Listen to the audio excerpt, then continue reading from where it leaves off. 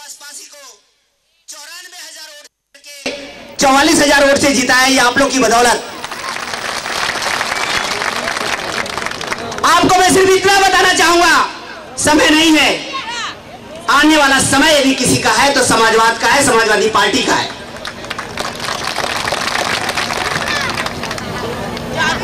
दो 2013 में चुनाव हो सकता है या 2014 में, लेकिन ये तो नहीं बनेगी, नहीं बनेगी, नहीं बनेगी। मैं यहां मेरे नौजवान साथियों से, मेरे सभी भाइयों से ये निवेदन करना चाहता हूं, और इसका श्रेय ये हमारे नेता अबू हाशमी साहब इनको जाएगा कि इन्होंने जो बीड़ा उठाया महाराष्ट्र की धरती के ऊपर। आज ये जनसैलाब देख करके लग रहा है कि समाजवादी का खूंटा कल्याण की धरती पे गड़ रहा है और गड़ गया है। मैं ज्यादा कुछ नहीं कहना चाहूंगा। एक माननीय नेताजी के पुत्र अगले 15 लाख बच्चों को दे रहे हैं। मैं ज्यादा कुछ नहीं कहना चाहूंगा। रोजगारी भत्ता, विद्या को आज माननीय नेताजी के आदेशों पे मुबारकबाद। आइए हम संकल्प करें कि जब ईद और बकरीद आएगी, मेरा हिंदू भाई उस मुसलमान के घर में जाकर उससे गले मिलकर मुबारकबाद देकर प्यार का पैगाम फैलाए।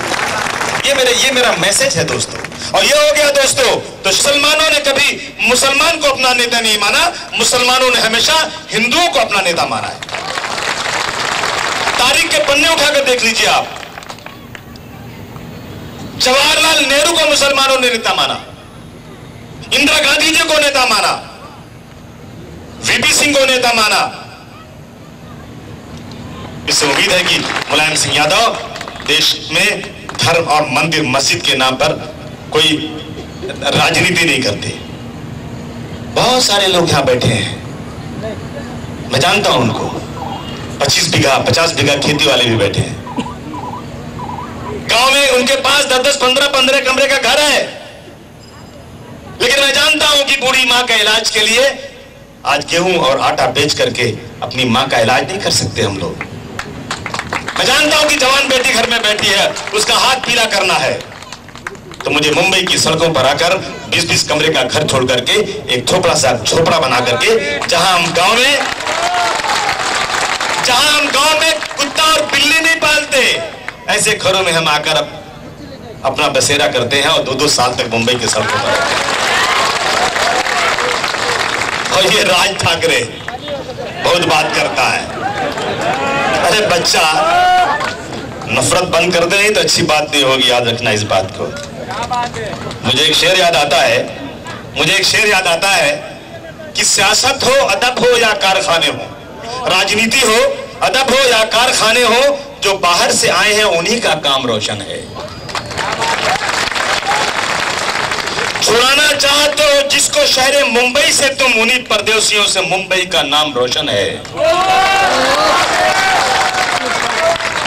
नहाते हम तो वीरानी ही रहती मुंबई में भी, नहाते हम तो वीरानी ही रहती मुंबई में भी, हम ही मेहनत कशों से मुंबई में आज रौनक है। हमारा ही पसीना मुंबई को जगमगाए है। तुझसे डर जाए, तुझसे डर जाए, ये तूने सोचा कैसे? तुझसे डर जाए ये तूने सोचा कैसे? जो सिपाही हैं वो कहीं मैदान छोड़ दे,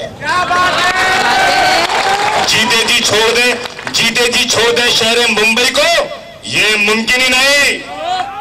जीते जी छोड़ दे शहर मुंबई को, ये मुमकिन ही नहीं। हम तो मर कर भी कभी अपनी जमीन नहीं छोड़ते हैं। आया था, चालू ट्रेन के डिब्बे में आया था, लेकिन ईश्वर की कृपा है, अल्लाह की मेहरबानी है कि आज मैं सैकड़ों करोड़ का मालिक हूं।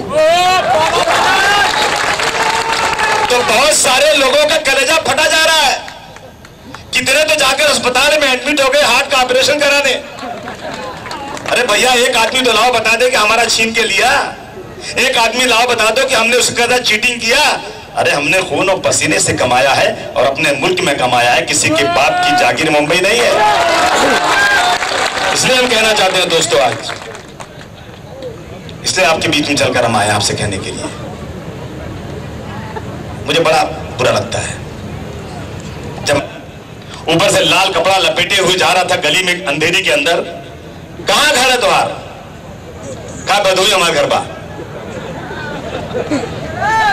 बड़ा अच्छा लगा मुझे। सुनो भैया, कितनी उम्र का? 52 साल का। 35 साल से मुंबई में रहता हूं। बीवी कहां है? बाबू भाई को कोई मार रहा है। अगर उसकी तरफ कोई आंख उठाकर देखेगा तो मैं मरना तो कबूल कर सकता हूं, लेकिन उसका अपमान मैं जीते जी कबूल नहीं कर सकता। मुझे अल्लाह ने सिखाया है, बताया है मुझे स्कूलों में बच्चों ने पढ़ाया गया है कि भगवान की इबादत के बाद सबसे बड़ी कोई इबादत, सबसे बड़ी कोई पूजा है तो जनता की सेवा करना है। क्या हो रहा है मुंबई में आज? किसकी सरकार है? कांग्रेस की। कसम पैदा करने वाले की एक बार अबू आसिम को इतनी ताकत दे दो कि पुलिस कमिश्नर साहब भी मुझे सलाम करें। इस तरह से ताकत नहीं मेरे किसी भाई को आता है। ये जज्बाती बात नहीं बोल रहा हूं, ये सच बोल रहा हूं। आपने देखा कि नहीं, मैं जब असेंबली में चुनकर गया तो मैंने कहा मुझे शपथ लेना है। हमार देखिए, हिंदी तो आती है ना मुझे, और हिंदी मेरी माँ है, मराठी मेरी मौसी है। मैंने जाकर स्पीकर से पूछा कि सर मुझे शपथ लेना है तो कैसे ले सकता हूं शपथ? कहा भारतवर्ष की किसी जबान में भी ले सकते हो और चाहो तो अंग्रेजी में भी ले सकते हो। मैंने कहा अंग्रेजी में तो हम ना ले, कहां की अंग्रेजन की जबान बा।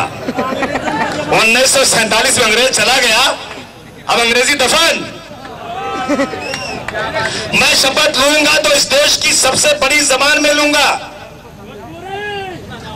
अरे मुझे कुछ लौंडों ने चिट्ठी लिखा कि अगर तू हिंदी में शपथ लेगा तो तुझे मारेंगे। अरे मैंने कहा मैं मुलायम सिंह यादव की पार्टी का सिपाही हूं।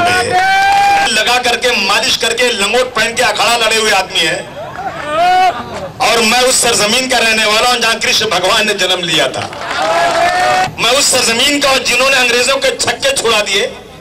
मैं उस सरजमीन का हूं कि 1857 की गदर जब शुरू हुई थी तो बलिया से मंगल पांडे ने शुरू किया था। ये कुएं के मेढक कौन होते जब अबू आसिम को रोक देंगे? किसकी मां ने दूध पिलाया जो अबू आसिम को रोक सकता है? मैं गया हाउस में, चैलेंज किया गया मुझे, चाहे वो कश्मीर के अंदर बोली जाए, चाहे वो केरल में बोली जाए, चाहे वो चेन्नई में बोली जाए, चाहे वो आसाम में बोली जाए, क्योंकि सब मेरे देश की भाषाएं हैं। हमको हर भाषा की इज्जत करना है, सम्मान करना है। लेकिन कुछ लोग इस देश के अंदर ऐसे हैं जो अपनी देश की जो सबसे बड़ी राष्ट्रभाषा है उसका अपमान कर रहे हैं, और ये कांग्रेस के लोग तमाशा देख रहे हैं। ये राहुल गांधी बेचारा गया बिहार में, बिहारी लोगों ने ऐसा झापड़ मारा कि 4 सीट जीत कर आई, सब जीत। मैं बधाई दूंगा बिहारी भाइयों को कि आपने जबरदस्त सबक सिखाया कांग्रेस को। कांग्रेस अपने पैर पर बिहार में नहीं खड़ी हुई। जिसकी सरकार हो, एक हवलदार को, एक पुलिस वाले को कह दिया जाए कि बंदूक लेके खड़े हो जा, तब बड़ा मजा आवा भैया। हमारी भी ड्यूटी लगल रहे पश्चिम महाराष्ट्र में, वो है ना, वो अपना कौन सी जगह है वो, हल्द्वानी के नीचे कौन सा एयरपोर्ट है वहां पे, हल्द्वानी के पास